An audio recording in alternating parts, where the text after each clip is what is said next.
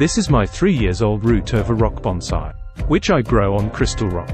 Now I'm going to repot it in another pot.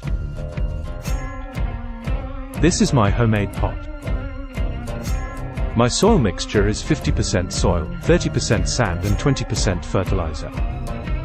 I've always been fascinated about the root-over-rock bonsai. So I mainly focus on the roots, how the roots will form and how it will look.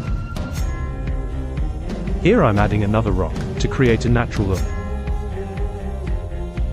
It will look more beautiful with this one. Need to clean the other rock but later. First to fill up the soil, and I have to remove all the leaves before the next stage.